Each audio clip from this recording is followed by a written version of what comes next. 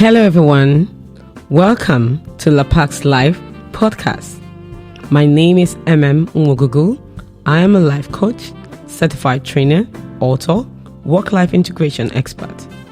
On Lapak's Life Podcast, this podcast is about life, it's about business, it's about family management and how they are all related. On this podcast, you will learn tips on how to stay organized, how to stay productive, how to live a fulfilled life, and how you can rise up from any setback. So on today's episode, we will be talking about how you can take care of your mental health when dealing with your day-to-day responsibilities with your family, your business, and life. What to do. So you're going to sit back and relax when we come back from the break. We'll go in further with today's topic. Thank you.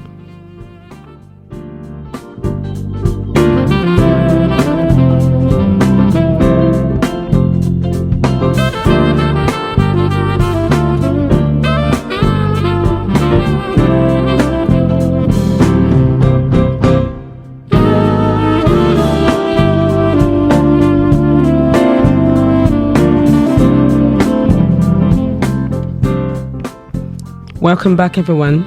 Today, like I said earlier, we'll be talking about how can you take care of your mental health when dealing with your day-to-day responsibilities with your family, your business, and your life. What should you do when you're trying to juggle family, your career, and the day-to-day responsibilities of a human being, an adult? Who should you talk to? How to stay consistent? Is there a need for confidentiality in the people you speak to when you're going through any kind of stress or mental health issue? Before we consider what to do, we need to understand the cost of not properly dealing with our mental health when handling our family, our career, and our life. One major thing we ignore is fatigue, the signals that we get, the pressure, the deadlines that we're trying to meet up with. Our inability to recognize when we are mentally or physically drained affects all aspects of our lives. It tells us our ability to work and be more productive. We barely think clearly when we're trying to meet up with deadlines. And you know what? It reduces our time with our friends and our loved ones and family. Now, what can you really do if you're really stressed and you're under a lot of pressure? Even dealing with the COVID-19 pandemic lockdown experiences for many business owners and employers and employees. First thing first is make a list. Have a laid out plan. Know what you want to achieve every day and find ways to delegate responsibilities to other team members. Keep a daily to-do list. Create a Kanban board. I'm a project manager, so it's also important that you implement a board in your home, on your wall. You can create a Kanban board, or you can use apps like any.do apps. That keeps you more organized. So you can keep track of the things you want to achieve daily. And also, it inspires you when you're organized. It just inspires you. You stay motivated. You're encouraged because you know what? You're doing something that you love. You're doing something that brings in good results in your life, your family, and that you're super organized about it. And you're not frustrated. Manage your time. It's okay to delegate activities, like I said earlier. You know, you can actually collaborate with your colleagues. If it's a remote job you're doing at the moment because of the pandemic, you can collaborate with your colleagues, you can collaborate with your spouse, you can collaborate with your siblings and your domestic workers if you have one. Very important that you have the skills on how to delegate appropriately and you're able to supervise the people you've delegated these duties to. And you have a system in place in supervising them, making sure that the work is done during the day. Very important as entrepreneurs, as business owners, that we have a system, a working business system, a process that allows us to say, you know what, I have a group on WhatsApp, or I have an app like Trello, or I have an app like any.do app that I use to monitor the things that I should achieve in per day, every day. That way you're relaxed, you're sure the things you're not able to achieve for that day can be carried over into the next day. Number 3 is care for yourself. You need to care for yourself. Create time to care for yourself. Maybe in the mornings, maybe in the evenings, you can take a walk, intentionally eat well. Very important. Like, I don't play with it. I have my food menu. I have a book just dedicated to food in my home, a big diary where I document the food I want to eat per week. And I discuss, I plan, I shop ahead of time, and the meals are made before time. So I don't give excuses. If I'm going out for a meeting, I pack up my healthy meals. You can pack some protein, you can pack up some fruit, and you can pack up some healthy coconut snack. Grilled coconuts by yourself at home, or you can buy them in the store without sugar. And you can have your water, stay hydrated, take care of your body. People really, really take this for granted.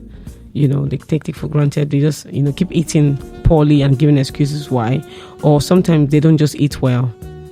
Exercise doesn't have to be so serious. You can just take 1 hour walking around your house. You can go outside for a walk, provided you make sure that you observe the social distancing while you're doing that.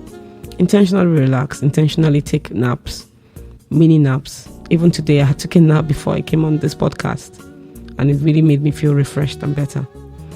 Who to talk to? Having a support system.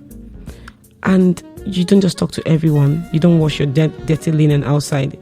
Even if sometimes I've done that before, but I learned, I'm thankfully not the hard way, that you shouldn't share everything going on in your life with everyone. You should have certain people who are either professionals like life coaches like me, or someone that is a counselor, or someone that is more mature, or that will give you good advice and that will guide you in the right direction, or someone who has set up a company to help people dealing with those kind of issues. So if you're going through any mental health issue, and you have to check the coach first of all will assess you to know if it's clinical, if it's extreme. They'll refer you to a psychiatrist, which you shouldn't be ashamed of the word psychiatrist, because when you hear that word, people think it's for mad people. And even if you're dealing with that extreme problem, you should not be ashamed of as well.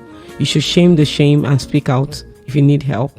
And the life coach will first of all assess what level is your mental health issue, and then she will recommend or refer you to a doctor who can handle the situation.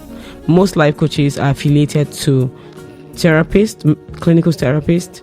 Most life coaches also have certifications that can handle therapy sessions. Like myself, I have LLP, so I can handle therapy sessions for some of my clients. So there's nothing to be ashamed of. When you're dealing with a life coach, you're dealing with someone who is experienced, and they have their code of ethics for confidentiality. Very important. Your support system should be people who respect your views and respect your opinion, and they don't look down on you and they don't talk you down, and they don't bully you because of what you're dealing with. So you have to be able to spot your support system, know them. They could be your sibling, they could be your life coach, they could be someone who you talk to like a mentor. The goal of social support is to decrease the stress. You don't want to keep things to yourself. You don't look like a superman or superwoman. You have it all together, but you're breaking inside. So you need to talk to someone. Very important. No matter what it is, if you're dealing with financial crisis, you still need to talk to someone to ask questions. How can I come out of this mess? What should I do now? How can I get the right help? Who's going to help me? What courses do I need to do? And the rest, will be sorted as you ask the right questions. Make a list and determine who is healthy and positive and who is not. Who is going to be positive in this situation? If I talk to them, they'll give me positive answers. Who's going to speak to me in a healthy way that my mind will not go, will not feel down and unhappy. So very important that you're able to spot negative voices when they speak to you, and do not settle for negativity or any toxic relationship. Do not settle for environments that are not healthy for you. Speak up. Do not keep quiet. If you're dealing with any kind of stress, juggling your day-to-day life, juggling your family, juggling your business, do not keep quiet. A lot of entrepreneurs go through a lot of stress. A lot of entrepreneurs are burdened with sales, and they don't know how to go about it. But when you ask the right people the right questions, trust me, with collaboration, you get the solution. Staying consistent. If you're creating a lifestyle, you're creating a business, you have a family, consistency is where the power is. So make sure that you have a plan and try as much as possible to make sure that you're consistent with your plans. Try new activities, be creative, be flexible. Join a book club if you're very lonely and bored. Some people have issues with loneliness. Their problem might not be financial, might not be emotional, but you just need a friend. Get active with being on a sport or exercise team. It could be an exercise team now.